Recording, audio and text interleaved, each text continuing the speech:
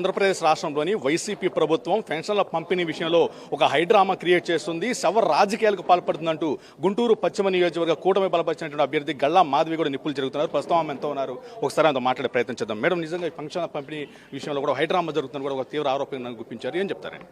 అవునండి, ఈరోజు వృద్ధులకి, వికలాంగులకి, పేదలకి అందాల్సిన పెన్షన్ విషయంలో కూడా దుష్ట రాజకీయాల్ని రాజకీయ లబ్ధి కోసం కనీసం వృద్ధుల్ని కూడా వదలకుండా ఈరోజు వైకాపా ప్రభుత్వం ఒక హై డ్రామాని క్రియేట్ చేసింది. వారు పెన్షన్లు అందించే విషయంగా కూడా ఈరోజు అది కేవలం తెలుగుదేశం పార్టీ వల్లనే లేట్ అవుతుందని చెప్పి, వారు వాలంటరీ వ్యవస్థకి వ్యతిరేకం కాబట్టే మేము ఇవాళ పెన్షన్లు ఇవ్వలేకపోతున్నాం కాబట్టి అని పిచ్చి ప్రచారం మొదలుపెట్టింది. అసలు పెన్షను అనే మాటే మన అన్నగారు తీసుకొచ్చిన మాట అండి. అది ఒక సంక్షేమ పథకం అండి. ఆ రోజు ఆ 35 రూపాయల పథకం పెన్షన్ నుంచి ఈరోజు చంద్రబాబు నాయుడు గారు దాన్ని 2000గా చేసి ప్రజలందరికీ అందించడం జరిగింది. అయితే దాన్ని 3000గా చేసి అందులో కూడా 250 రూపాయల చొప్పున దఫాల వారీగా పెంచి ఈరోజు సంకలు గుద్దుకుంటూ మేమంటూ ఏమీ చెయ్యట్లేదు, తెలుగుదేశం ప్రభుత్వం ఏం చెయ్యట్లేదు అని చెప్పి బురద జల్లే ప్రయత్నం ఈరోజు చేస్తున్నారు. వాలంటరీ వ్యవస్థని కేవలం రాజకీయ లబ్ధి కోసం వాడుకోకూడదు అనే ఒక ఆలోచన. ఈరోజు ఎలక్షన్ కమిషన్ వారు కూడా వాలంటరీ వ్యవస్థని ఖచ్చితంగా ఇలాంటి రాజకీయ లబ్ధి కోసం వాడకూడదు, వాళ్ళు ఇలాంటి విధులకు దూరంగా ఉండాలి అని చెప్పి జారీ చేశారు వాళ్ళు.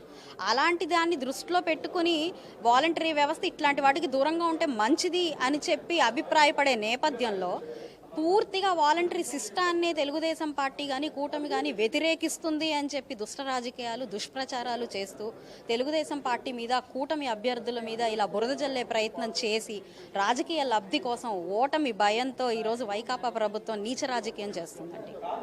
మేడం, ఏదైతే ఈ పెన్షన్లు అడ్డుకునే అంశంలో కూడా ముందుగానే ఎలక్షన్ కమిషన్ ఒక స్పష్టంగా చెప్పేసింది వాలంటీర్లు దూరంగా ఉంచాలి. ఈ క్రమంలో పెన్షన్లు పంపిణీ చేసేటటువంటి సమయానికి ప్రభుత్వ యంత్రాంగాన్ని మొత్తాన్ని ఒక రెడీ చేయాల్సినటువంటి నేపథ్యంలో ప్రభుత్వం కూడా ఒక వైఫల్యం చెందింది. ఎందుకంటే ఏం చెప్తారు? అదేనండి, ఈరోజు మనం చూసుకుంటే వాలంటరీ వ్యవస్థని అడ్డు పెట్టుకొని ఆల్రెడీ వాలంటరీల మనసుల్లో ఒక భయాందోళనను సృష్టించింది.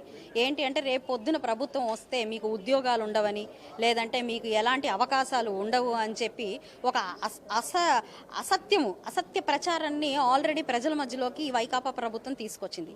ఈరోజు అదే వాలంటరీ పరిస్థితి మనకి పెన్షన్లకి పంపిణీకి వాళ్ళను వాడుకోకూడదు, వాళ్ళు వాడుకుంటే వాళ్ళకి పెన్షన్లు ఇవ్వలేని పరిస్థితి అని అదొక అసత్య ప్రచారాన్ని ఈ వైకాపా ప్రభుత్వం తీసుకొచ్చింది. అయితే మనకి సచివాలయం కింద ఎంతో మంది ఉద్యోగులు ఉన్నారు.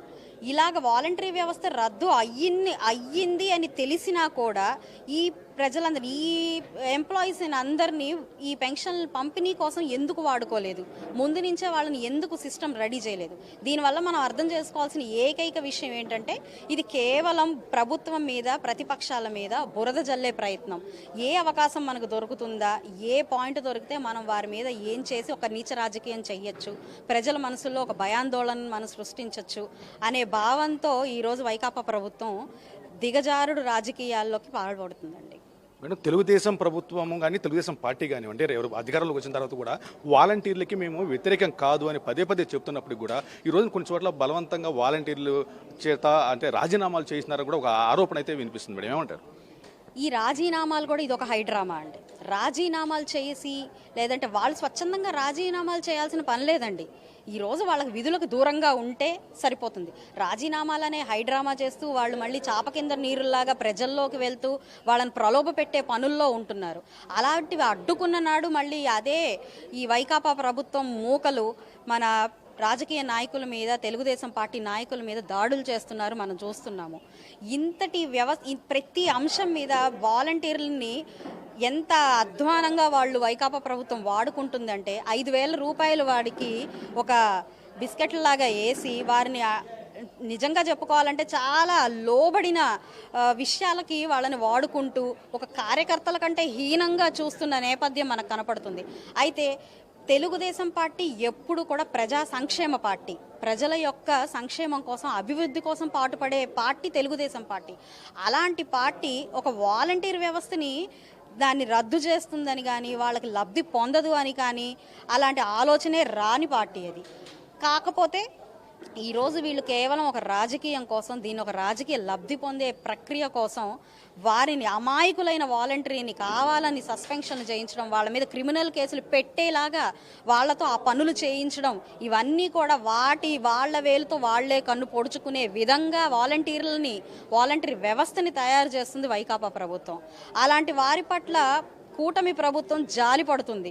కేవలం సంక్షేమం కోసం, ప్రజల కోసం పనిచేసే ప్రతి వాలంటీర్కి మేము ఉన్నాము అని ఈరోజు తెలుగుదేశం పార్టీ హామీ ఇస్తుంది.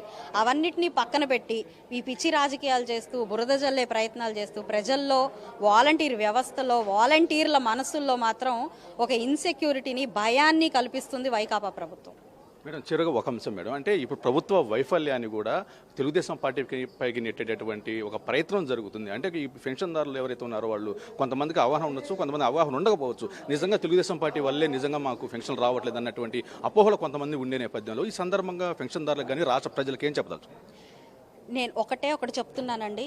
ఈరోజు ప్రజలు గనక ఇలాంటి పిచ్చి వాటికి, పిచ్చి బూటకపు ప్రచారాలకి గనక లోపడి మీరు గనక తెలుగుదేశం పార్టీ మీద, కూటమి మీద ఏదైతే అనుమానం గనక మీరు వ్యక్తపరిస్తే రేపు రాష్ట్రము ఇంకొక 15-20 సంవత్సరాలు వెనక్కి వెళ్ళిపోయి ఏ అభివృద్ధి లేక, ఈ వచ్చే పెన్షన్లు ఈరోజు ఏ అబద్ధపు సంక్షేమాలు అయితే మనకి హామీ ఇచ్చి గత 4-5 సంవత్సరాలుగా మనల్ని మోసం చేస్తూ వచ్చిందో ఈ వైకాపా ప్రభుత్వం, అది ఇంకా మితిమీరి మన రాష్ట్రం అధోగతి పాలు చెంది మనము ప్రపంచ పటంలో ఎక్కడా లేకుండా పోయేలాగా ఈ ప్రభుత్వం చేస్తుంది.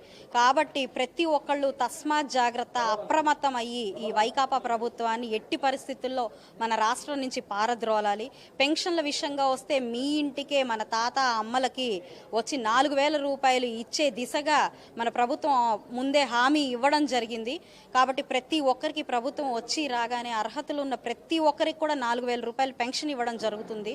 కాబట్టి ఇలాంటి మోసపూరితమైన మాటలు నమ్మి ప్రజలు ప్రలోభపడి మీరు మాత్రం పిచ్చి నిర్ణయాలు తీసుకోకండి. మన రాష్ట్రం అభివృద్ధి చెందాలి అంటే కూటమి గెలవాలి. మీ ఓటు కూటమికే వేసి మన రాష్ట్రాన్ని సంక్షేమ దిశగా, అభివృద్ధి దిశగా మీరు ముందుకు సాగించాల్సిందిగా నేను ప్రతి ఒక్కరిని వినయపూర్వకంగా కోరుకుంటున్నానండి. ఆంధ్రప్రదేశ్ రాష్ట్రంలోని పెన్షన్దారులందరికీ సకాలంలో పెన్షన్లు పంపిణీ చేయాల్సినటువంటి ఆవశ్యకత ఉన్న నేపథ్యంలో కూడా ప్రభుత్వ యంత్రాంగం పూర్తి స్థాయిలో వైఫల్యం చెందిందని, ప్రభుత్వ యంత్రాంగం వైఫల్యాన్ని తెలుగుదేశం పార్టీ బెగినెట్టే ప్రయత్నాన్ని చేస్తుందని కూడా గల్లా మాధవి ఆరోపిస్తున్నారు. ప్రధానంగా వైఎస్ఆర్ కాంగ్రెస్ పార్టీ పెన్షన్ అంశాన్ని కూడా పెద్ద రాద్ధాంతం చేసి రాజకీయంగా చేయాలని చూస్తున్నారని, శవ రాజకీయాలకు పాల్పడుతుందని కూడా ఆమె అయితే నిప్పులు చేరిగారు. రాష్ట్ర ప్రజలు రాష్ట్రంలో జరుగుతున్నటువంటి పరిస్థితులపైన నిశ్చితంగా గమనించాలని, రానున్న రోజుల్లో కూటమి అధికారం కట్టబెట్టాలని ఈ సందర్భంగా ఆమె అయితే విజ్ఞప్తి చేశారు. కెమెరామెన్ వికాస్తో వరప్రసాద్, అమరావతి గళం, గుంటూరు నుంచి.